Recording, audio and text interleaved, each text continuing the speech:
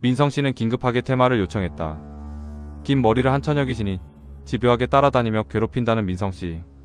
3년 전 야근하고 늦게 끝난 날 집으로 가는 골목길에서 얼굴이 창백한 여자를 봤다고 했다. 머리가 길고 호리호리한 몸매에 창백한 얼굴을 한 그녀가 민성 씨를 자꾸 쳐다보는 것 같아서 이상했다고 한다.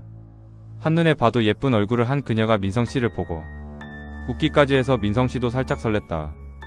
혹시 다른 사람을 보고 웃는 걸까? 민성 씨가 뒤를 돌아다 보았지만 아무도 없었고 자신을 보고 웃는 것이 틀림없었다. 다시 그녀를 쳐다보았을 땐 그녀는 이미 저만치 앞서가고 있었다. 민성 씨는 호기심 반, 설렘 반 그녀를 따라갔지만 아무리 빨리 쫓아가도 그녀는 시야에서 사라져 버렸다. 집으로 들어와 자려고 누웠는데 민성 씨 머리에서 그녀가 떠나지 않았다. 다시 한번 만나고 싶은데 다시 만나면 꼭 연락처를 물어봐야지. 민성 씨는 잠이 들었고 꿈결인지 생시인지 여자의 목소리를 들었다고 한다. 왜 그랬어? 왜 그냥 갔어? 민성 씨가 소스라치게 놀라서 잠에서 깼지만 꿈이었고 목이 말라 주방으로 물을 마시러 나간 민성 씨. 물을 한 컵 따라 마시는데 어두운 거실 구석에 누군가 있는 것 같았다. 이상한 느낌이 들어서 자세히 보니 긴 머리를 한 아까 그 여자. 하! 여자의 웃음소리가 기괴하게 울려 퍼지고 민성 씨는 너무 놀라 물컵을 떨어뜨리고 그대로 주저앉았다. 정신을 차리고 보니 그 자리엔 아무도 없었고 피곤해서 헛것을 본 건가. 민성 씨는 다시 잠을 청했다고 한다.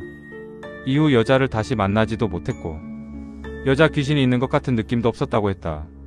최근 민성 씨는 7년 동안 다닌 회사에서 동료의 이간질로 억울하게 누명을 쓰게 되었다. 회사의 중요한 프로젝트를 민성 씨의 실수로 망치게 되었다고 소문이 났다. 동료가 맡은 일인데 민성 씨가 하겠다고 해서 넘겼는데 제대로 하지 않았다고 거짓말을 한 것이다. 민성 씨는 그런 부탁을 들은 적이 없다고 해명을 해도 아무도 믿어주지 않았다. 오히려 동료를 시기해서 민성 씨가 일부러 일을 망친 것이라고. 더 안 좋게 소문이 나고 민성 씨는 회사를 그만두게 되었다. 실직을 하게 되니 사귀던 여자친구와도 헤어지고 사람들이 무서워 집에만 있었다. 이직을 하려고 해도 업계에 민성 씨 소문이 이미 안 좋게 퍼져 있어서 일자리를 구할 수도 없었다. 하루하루 일용직 알바를 전전하던 민성 씨는 점점 자존감이 붕괴되었고 나는 쓸모없는 사람이라는 생각이 머릿속에서 떠나지 않았다. 하루 대부분을 술과 스마트폰 게임으로 허비하는 일상이 반복되자 가족과 친구도 모두 민성 씨에게 등을 돌리고 민성 씨는 미래에 대한 희망을 체념하고 차라리 죽고 싶은 마음만 간절했다. 그때 3년 전 보았던 그녀가 다시 민성 씨 눈앞에 나타났다고 한다. 민성 씨가 잠을 자고 있는데 낯선 비누 냄새가 강하게 방 안에 퍼졌다고 한다. 눈을 떠보니 어떻게 들어왔는지 방에 그녀가 앉아 있었다. 누구세요? 나야. 나를 잊었어? 아니 당신은? 여긴 어떻게 들어왔어요? 그보다 왜 저를 찾아왔어요? 그때 왜 그냥 갔어? 그때요. 당신이 앞서서 가버려서 따라갈 수 없었어요.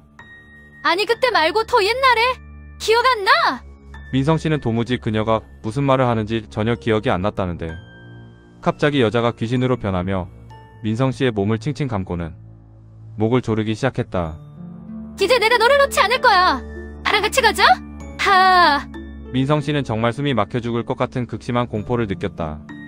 매일 밤마다 처녀 귀신이 찾아와 민성 씨를 괴롭혔고 민성 씨는 날이 갈수록 초췌해지며 잠을 거의 잘 수 없었다. 더 심각한 문제는 낮에도 처녀 귀신이 민성 씨를 조종한다는 것이다. 민성 씨가 동네 편의점에 가는데 정신을 차려보니 차가 많이 다니는 사거리 한복판에 자신이 서 있었던 것이다. 사방에서 차가 빵빵거리며 지나가고 민성 씨는 자기가 왜 차도에 서 있는지 전혀 기억이 나지 않았다. 그때도 처녀 귀신의 웃음소리가 들렸고 여기가 가장 빠른 길이야. 라는 환청이 들렸다. 이러다가 언젠가 귀신에 홀려 사고로 죽을 것 같다는 무서운 생각이 들어 테마를 받기로 결심했다고 한다. 민성 씨를 눕히고 테마 의식에 들어갔다. 땡.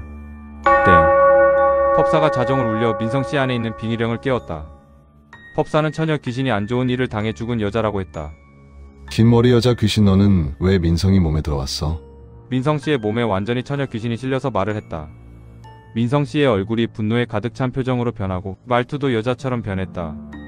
애가 나를 기억하지 못하잖아. 그래서 알려주려고 들어왔지. 너는 민성이 조상도 아니고 아무런 관련이 없는 객기인데 왜 민성이를 괴롭혀? 얘가 나를 구해주지 않았어. 나를 보고도 그냥 갔다고. 법사가 보니까 너는 17 여러 되는 아이네. 맞지? 맞아. 나는 억울해. 그래. 너 억울하게 죽었네. 너 밤길 가다가 어떤 험악한 남자에게 나쁜 일을 당했구나. 그래, 모두 죽여버릴 거야. 그런데 민성이가 무슨 죄야? 민성이가 그런 게 아니잖아. 너 민성이 따라다닌 게 거의 10년 되네? 이번이 처음이 아니네. 그래. 이제 알았어. 그날 비 오는 날 내가 같이 가자고 했잖아. 같이 갔으면 내가 안 죽었을 거 아니야? 너 때문에 내가 죽었어. 네가 죽은 건 민성이 잘못이 아니야. 너를 죽인 남자는 민성이가 아니잖아. 민성이가 너 때문에 얼마나 힘든지 알아? 얘는 지금 먹지도 자지도 못하고 몸이 말이 아니라고. 민성이 몸에서 나와. 법사가 회원천도 해줄 테니 하늘로 올라가. 싫어. 으아, 아파. 아, 뜨거워. 그만해. 엉뚱한 사람 괴롭히는 거 아니야. 어서 나가. 너는 이미 죽은 사람이야. 회원천도에서 다음 생에 다시 태어나.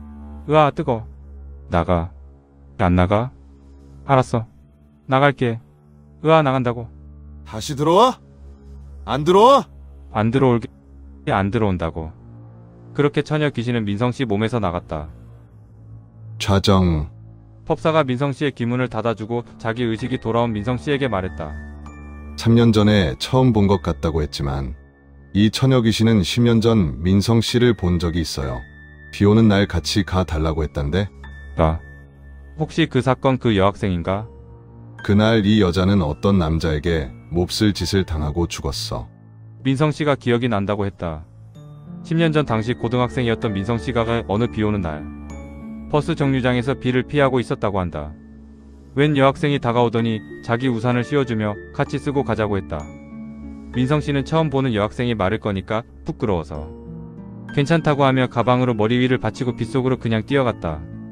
저쪽에서 여자가 어떤 남자와 싸우는 소리가 들렸는데 또 우산 같이 쓰자고 하고 남자가 거절해서 싸우나 이렇게 생각하고 입시를 앞두고 모르는 사람 일에 휘말리고 싶지 않아서 그냥 집으로 갔다고 한다. 다음날 그 동네에 어떤 여학생이 성범죄자에게 몹쓸 짓을 당하고 목숨까지 잃는 사건이 대대적으로 보도되었다고 한다. 민성이 기억하지 못하는 일이었지만 민성씨가 그녀 사건의 마지막 목격자였던 것이다. 저는 그 여학생이 사고를 당한 줄은 몰랐어요. 저를 그렇게 원망하고 있을 줄을 정말 몰랐어요. 그런데 왜 범인이 아닌 저를 따라다니며 괴롭힌 걸까요? 법사가 말했다. 죽고 나서 귀신이 된 여자가 범인과 목격자를 구분하지 못하고 자신이 죽기 전 민성의 얼굴이 가장 선명한 기억으로 각인된 거라고. 3년 전 골목길에서 본 여자 귀신도 이 처녀 귀신인데 민성씨를 툭툭 건드려 보다가 간 거고 이번에 민성씨 심리가 불안정해지면서 정신력이 약해진 틈을 타서 빙의된 것이다. 앞으로 밝은 생각만 갖고 내면의 힘을 키우고 정신력을 강하게 하는 본인의 노력이 중요하다고 법사는 거듭 강조했다. 민성씨는 다시 구직 활동을 적극적으로 해보기로 했다. 나는 안 돼. 나는 형편없는 사람이야. 라는 부정적인 생각에서 벗어나 다시 활기차게 살아보기로 약속했다. 그리고 앞으로는 어려움에 처한 사람을 절대 모른 척하지 않겠다고. 진심으로 그 여학생의 영혼을 달래주며 정성껏 천도 의식에 동참했다. 법사가 말했다. 내가 힘을 키워야 남도 도울 수 있습니다. 우선은 자신부터 강해져야 합니다. 빙의는 정신의 면역력에 따라 누구에게나 올 수 있습니다. 내면에 밝은 기운을 채우고 머리에 밝은 태양을 떠올리세요.